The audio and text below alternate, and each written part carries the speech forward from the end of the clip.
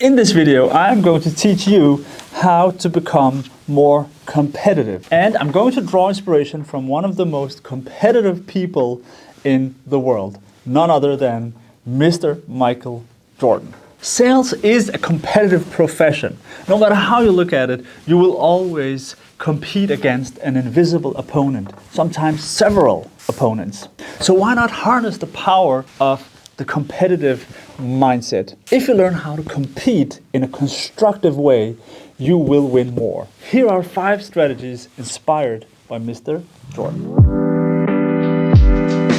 My name is Red. I'm a sales coach from Copenhagen, Denmark. I've made this channel to help you, inspire you, and teach you everything I know about B2B sales. Let's get started. Number 1, lead your team. Michael Jordan was an extraordinary leader of his team. In the same way, you want to lead your team, because in B2B sales, it is often a team effort. You have specialists involved in your process, and they engage the prospect maybe even more than you do. So you want to make sure that your team is ready to perform. And you do this by being aware of your role as a leader. You're not just a sales representative, you are also a leader of your team. This means you need to set the direction. You need to communicate clear goals to your team.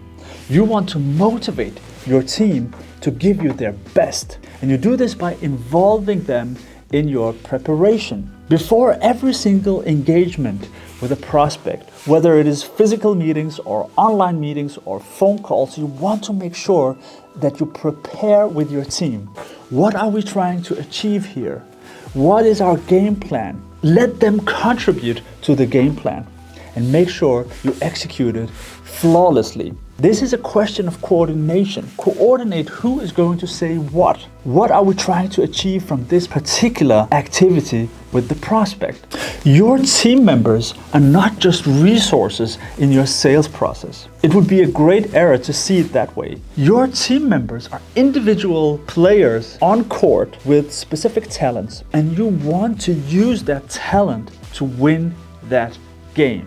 You are a leader. Make sure you lead. Number 2, believe when others doubt. Michael Jordan was extremely good under pressure.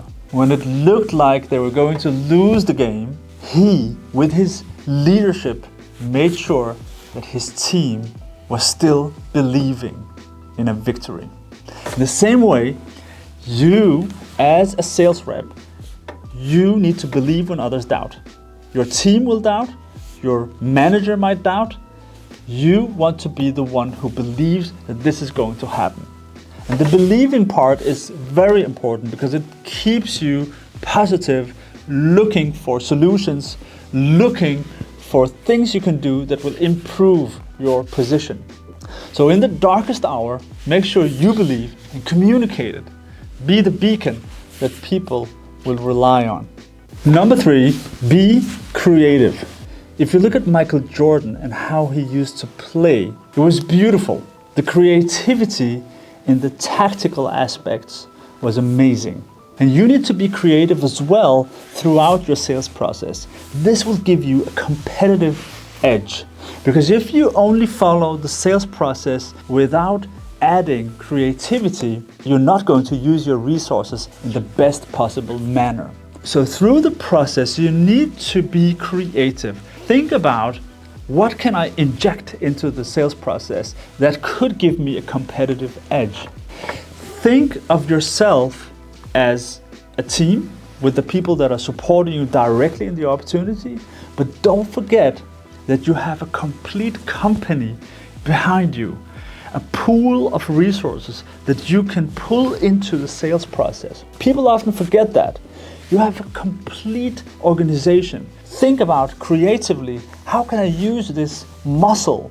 Who could I bring into the process? What could I do different this time to make sure you do your absolute best? If your competition is going to play it the normal way, you're going to stand out by being creative. I'm not the only one who should engage the prospect. I want the prospect to feel the energy of my quote-unquote family. They need to meet more people, and that gives them a feeling of safety. And that positive energy is a creative energy. So be creative and you will have a competitive edge. Number 4, fight to the last second. If you look at Michael Jordan and his team back then, they fought to the last second. They actually won a lot of their games in the last seconds. They count a lot. In the same way, make sure you don't waste the last part of your sales process. Typically, we relax when we have delivered everything. They have a contract on the table. We're just waiting for the prospect to decide who they're going to choose as their partner. But in that particular moment, you should not relax. You should think about creatively, what could I do now to get a competitive advantage?